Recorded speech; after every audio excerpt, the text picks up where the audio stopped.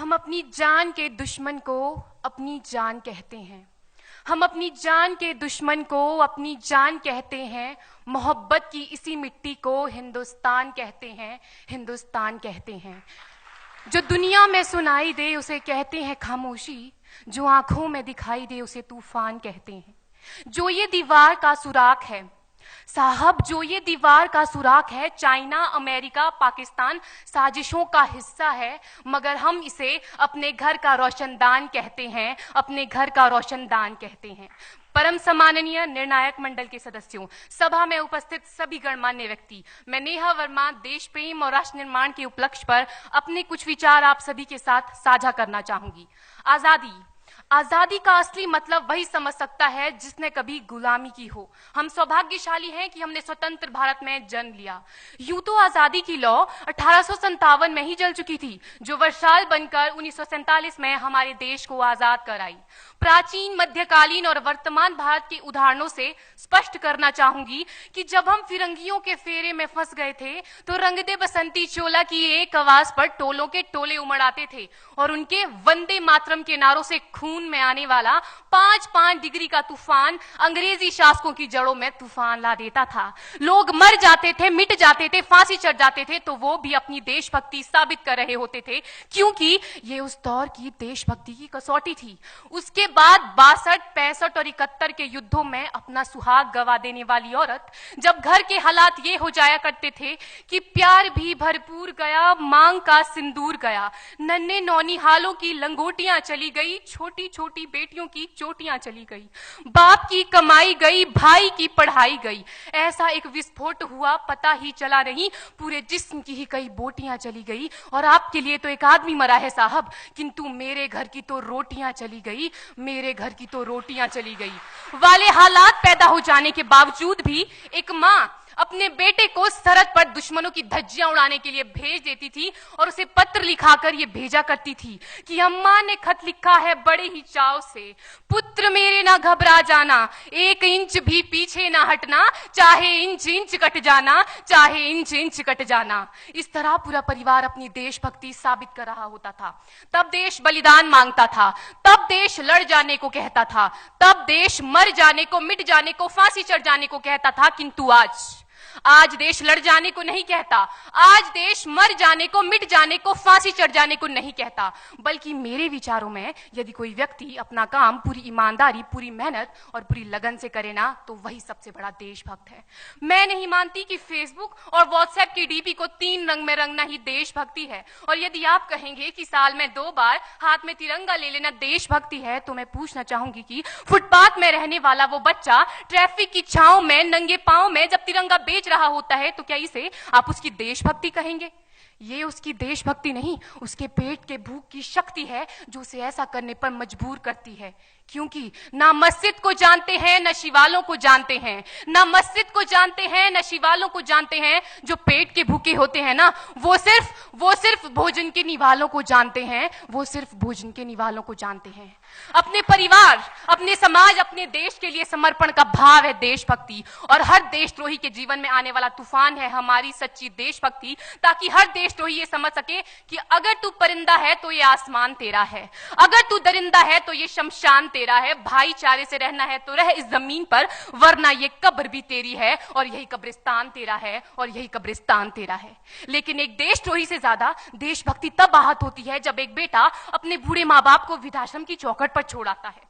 करा उठती है वो देशभक्ति जब मुसीबत में फंसे लोगों की जान बचाने से ज्यादा हम सेल्फी लेकर अपने लाइक बढ़ाने में लगे रहते हैं। आज के इस दौर में वो युवा जिनके ऊपर जिम्मेदारी थी अपने देश, अपने समाज, अपने राष्ट्र की आशाओं को बांधे रखने की, वही युवा अब 4x4 इंच की छोटी सी स्क्रीन पर अपनी कोमल अंगुलियों के घर्षण मात्र से अपनी भावनाओं की इमोजी भेज रहा है। 4 बोतल वोट का काम मेरा रोज का ने भारत का भविष्य तबाह कर रखा है। हम ना एक ऐसे समाज में जीते हैं जहां लड़कों से बात करता देख जो भाई हड़काते हैं, लड़कों से बात करता देख जो भाई हड़काते हैं, वही भाई अपनी गर्लफ्रेंड के किस्से घर में हंस हंस कर सुनाते हैं। और मैं बता दूं, महिला सुरक्षा के मामले में हम आज भी 4थे नंबर पर आते हैं। हम ना एक ऐसे समाज में जीते हैं जहां पत्थर की मूरत को लगते हैं 56 भोग और भूखे नंगे तड़पते सो जाते हैं लोग, भूखे नंगे तड़पते सो जाते हैं लोग। मजदूर को मजदूर समझिए, मजबूर नहीं। गरीब को काम दीजिए, दान नहीं। और अगर दान देने के इच्छुक हैं तो जीते जी रक्तदान दीजिए और मरने के बाद अंग दान देकर किसी मरते हुए को जीवन दान दीजिए। यही सच्ची देशभक्ति और यही सच्चा राष्ट्र प्रेम है। ना सरकार मेरी है ना रब मेरा है, ना सरकार मेरी है ना रब मेरा है, और ना ही ये बड़ा सा नाम मेरा है। बस इतनी सी बात का गुरूर है मुझे कि मैं भारत की हूं और ये भारत मेरा है और ये भारत मेरा है। परंतु एक वैचारिक बीमारी हमारे समाज में मुझे नजर आती है। कहा जाता है हम दुनिया के सबसे बड़े लोकतंत्र हैं, जहां हिंदू पैदा होते हैं, मुस्लिम, सिख और ईसाई भी पैदा होते हैं, लेकिन बदकिस्मती है अब इंसान पैदा नहीं होते। और मेरे विचारों में ना हिंदू की जरूरत है ना मुसलमान की जरूरत है। राष्ट्र निर्माण के लिए केवल अच्छे इंसान की जरूरत है, केवल अच्छे इंसान की जरूरत है। जरा सोच कर देखिए, ये पेड़ पौधे और शाखाएं भी परेशान हो जाएं अगर परिंदे भी हिंदू और मुसलमान हो जाएं। एक शैक्षणिक बीमारी भी हमारे समाज में मुझे नजर आती है, और बड़े ही आश्चर्य की बात है जिस देश ने पूरी दुनिया को तक्षशिला और नालंदा देकर के विश्वविद्यालय शिक्षा की बुनियाद रखी, आज विश्व के 100 सर्वश्रेष्ठ विश्वविद्यालयों में हमारा एक भी विश्वविद्यालय खड़ा नहीं हो पाता। जहां एक और हमारे पास IIT, IIM और NIT जैसे शिक्षण संस्थान हैं, तो वहीं दूसरी ओर इस देश के गरीबों को बेरोजगारी की जमात में खड़ा करने के लिए उनके हाथ में सर्व शिक्षा अभियान का झुंझुना पकड़ा दिया जाता है। और मैं बता दूं, इस शैक्षणिक बीमारी का केवल एक कारण वो ये कि हमारे देश की शिक्षा नीति केवल 2 तरह के लोगों के लिए बनती है। पहले वो जो विद्वान हैं और दूसरे वो जो धनवान हैं। इसी तरह की कई गजब की बीमारियां हैं, और इन बीमारियों की जो जड़ है ना, वो हमारा अंधविश्वास। और मेरे विचारों में जब तक इस देश का युवा अपनी सफलता के लिए मंदिरों में जा जाकर नारियल फोड़ फोड़ कर भगवान को रिश्वत लगाता रहेगा, हमारे समाज का शिक्षित वर्ग ही बिल्ली के रास्ता काटने पर खड़े हो जाना, अपने धर्म अपनी जाति को ऊंचा मानकर दूसरों के धर्म की अवहेलना करता रहेगा, तब तक ना तो इस देश से अंधविश्वास खत्म होगा और ना ही हमारा राष्ट्र निर्माण संभव होगा। हमारी संस्कृति, हमारी सभ्यता को दुनिया ने शीश नवाया है, तो क्यों आस्था के नाम पर हमने अंधविश्वास फैलाया है? मेरे विचारों में हमारा राष्ट्र निर्माण तब संभव होगा जब इस देश में महिलाओं की पूजा नहीं, उनकी इज्जत की जाएगी। राष्ट्र निर्माण तब संभव होगा जब हम जातिगत आरक्षण नहीं बल्कि सामाजिक सशक्तिकरण पर बात करेंगे। राष्ट्र निर्माण तब संभव होगा जब स्वच्छता अभियान में केवल सरकार नहीं बल्कि सड़क पर चलने वाला हर एक नागरिक हाथ बंटाएगा, स्वच्छ भारत स्वस्थ भारत को दिल से अपनाएगा। असल मायने में हमारा राष्ट्र निर्माण तब संभव होगा जब एक गरीब बच्चा मध्याह्न भोजन के नहीं बल्कि ज्ञान अर्जन के लिए सरकारी स्कूल की चौखट पर कदम रखेगा। और हमारा राष्ट्र निर्माण तब तक संभव नहीं होगा जब तक एक नागरिक नैतिक रूप से सटीन, चारित्रिक रूप से भ्रष्ट, मानसिक रूप से दिवालिया, धार्मिक रूप से अंधा, राजनीतिक रूप से गंदा, स्वैच्छिक मान मूल्यों के आंकड़ों में जिन्न शिन्न पैपंदमयी अखंड भारत को खंड खंड करता रहेगा, तब तक हमारा राष्ट्र निर्माण संभव नहीं होगा। बड़ी बड़ी बातें नहीं, छोटी छोटी कोशिशें करनी होगी, क्योंकि ठोकर हमें पहाड़ से नहीं पत्थरों से लगा करती है। I being an Indian, I being a student, I being a symbol daughter of this motherland feel proud to be an Indian।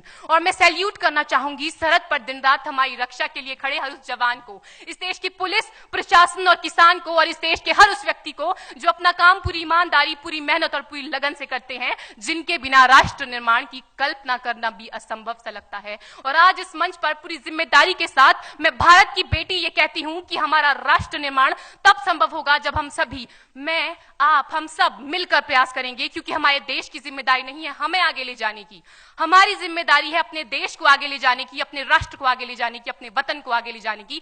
तो अंत में मैं बस यही कहना चाहूंगी, मेरा हिंदुस्तान महान था, महान है, महान रहेगा। मेरा हिंदुस्तान महान था, महान है, महान रहेगा। होगा हौसला सबके दिलों में बुलंद तो एक दिन पाकिस्तान भी जय हिंद कहेगा। पाकिस्तान ही क्यों, सारा जहान जय हिंद कहेगा, क्योंकि सारे जहां से अच्छा हिंदुस्तान हमारा, सारे जहां से अच्छा हिंदुस्तान हमारा, हम बुलबुलें हैं इसकी, ये गुलिस्तान हमारा, ये गुलिस्तान हमारा। जय हिंद, वंदे मातरम।